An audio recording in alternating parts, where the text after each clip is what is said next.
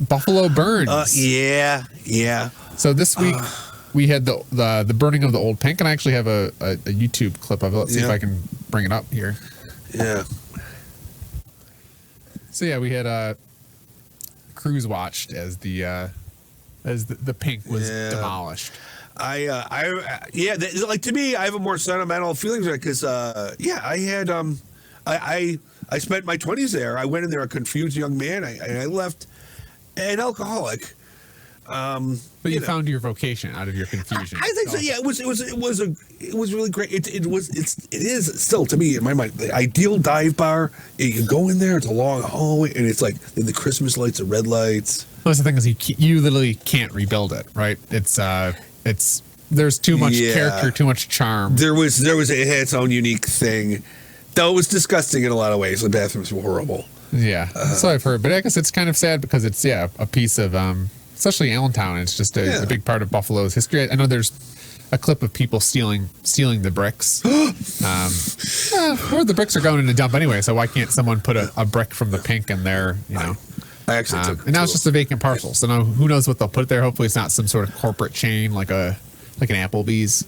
That would be horrifying if it was an Applebee's. Yeah. Nothing wrong with Applebee's. It just doesn't fit the character of Allentown. Yeah. I am as I'm getting older, I'm getting more angry at gentrification. Yeah. Where they'll go to a nice area where things are kind of inexpensive, and they just or artists. There seems to be an attack on the artists and the creatives in the city. I know just with the hostel example of them evicting the hostels so they can put some luxury condos there. Yeah. It just seems there's a war on art and a war on weirdness and culture, and I hope that they rebuild that parcel now that's vacant into something of the same spirit as the old pink. Yeah. That would be So what is your best pink story? Do you have one memory from the 90s that maybe encapsulated the essence of the pink? I was robbed there. Oh. Yes. Okay. I was there, a young man, a man out on the town, enjoying my wine, and there was a young lady there, and I went there. I was drinking beer. I started talking to her, and before you knew it, we were embraced by the lips. I was making out with her at the bar. I was really happy because that never happens to me. Yeah, it was a good moment. But was it a trick to get you robbed? Oh, well, a young Lothario, I would never suspect such a thing. Yeah, not me. So I was there having a great time. Then she pushes me away and she turns me and she goes, "Now, kiss him." Whoa! And I'm like, "Ew!" And I'm like, "No, not I. No, sodomite me." And I rebuked her. And I was like, what a thing. And I was like, oh, gee, what a weird thing. And when I was walking home, I'm looking around, and I'm like, my wallet was gone. How do you not need to just drop it? Or maybe in your drunken slumber. My suspicion is that it was pickpocketed. Pickpocketed while I was distracted. Yeah, that's how they get you. And I think there's probably ample room for pickpocketing drunks on Allentown. Yeah. And I think that's the only, I think that's the only thing, the way it could happen. I don't see pickpocketing like, ooh, somebody just picks your. Yeah, it's all so stealthy.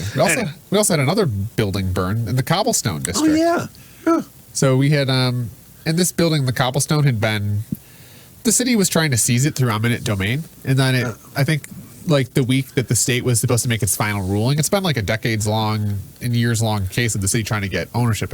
As the week that the state was supposed to render their decision on whether the city could take it, just mysteriously burned down. So I think both these fires, the police department has come out and said that they're both suspicious, so they're investigating. But this one particularly, I don't know if there's anything official, but it seems like probably the owner, I would suspect, and I think people with common sense would think, oh, he probably had something to do with his burning building the week that it was supposed to be taken by the state or the county. I know with the pink, the rumor is, I heard people say that they were like crackheads. Yeah. Fighting outside. At the pink? Of the pink, after it closed. And they said they saw somebody one of the crackheads throw something at the pink or inside the window. Burnt down. I heard it was maybe a kitchen fire. But yeah, I think, especially with the recent heat, it's in Buffalo been, 90s. So, and then we have an old housing stock that's probably not up to the modern fire code. So it just seems very disappointing too to just see a lot of Buffalo's history and architecture just burning this summer. And I think, yeah, it's just disappointing because this building, a lot could have been done with it. And I think they're still going to try to do something with it, but it's charred at this point. And the pink, obviously, you can't rebuild the pink. There's no way you can of the history and the quirkiness and the culture of it. So, I don't know. I hope, it's just sad to see Buffalo's architecture, burning a lot of times, whether it's through negligence or through, the construction of the buildings. Yeah, it is sad. Yeah, and they're all old, nice buildings with character and history. I was particularly distraught of the Great Northern Silo that what they demoed last year. That was by Riverworks. Because I think that was like built before they dropped the atomic bomb. So there was something with the steel of it. They called it pre-war steel, or like the actual chemistry of the steel is different because there wasn't nuclear or atomic atoms in the world yet, so the steel was built differently. Interesting, and it's just disappointing too. I think it was demoed the week after Music is Art, so like you had this music festival where this old silo was used as like this art exhibit, and then people at the city and the owners are like, we have no use for this grain silo. It's like, you save it because you figure out the use later. You have a cool space, unique world space, and I think Buffalo should do its best to protect its old architecture because, you can't rebuild this building that was built in the 1800s or built into the pink. So we need to keep our. I just fear, and especially after traveling across the country and just seeing how that every city's been turned into a giant transit road strip mall. So I just fear that we'll. The high-rise condos that all look the same will just be built in this spot, and eventually the whole city will just be one just giant, blah. Oh God, like I know one thing I'm angry about. I'm still angry about the Main Place Mall.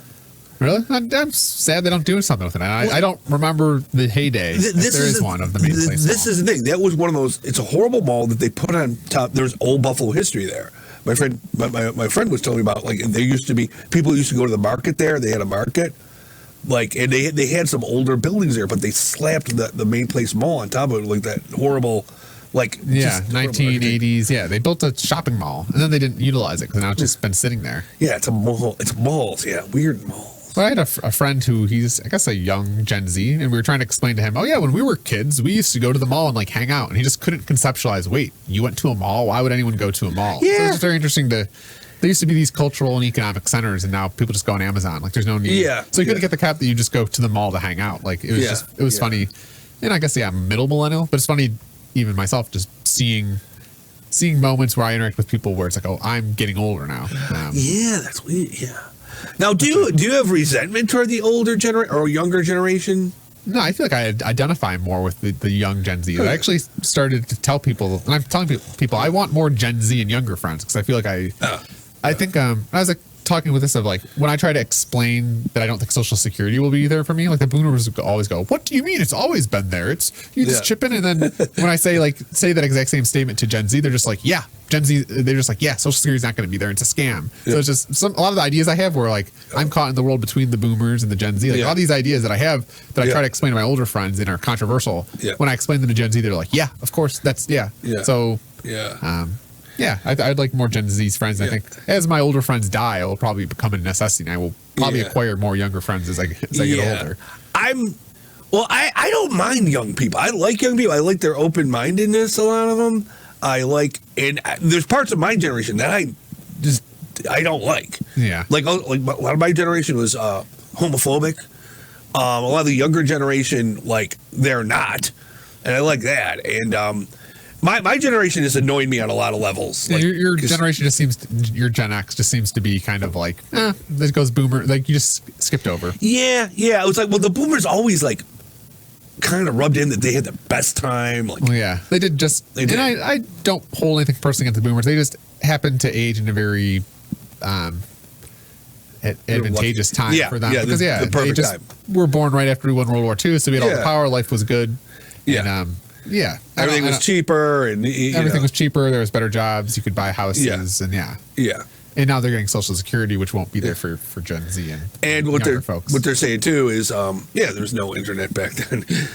Which I think that's probably one of the best parts of being a middle millennial. Literally, my brain developed before the internet, so I feel like my brain and my development was better than if it had been wired on TikTok when I was 8 years old. I fear that what TikTok's doing to young minds. I worry.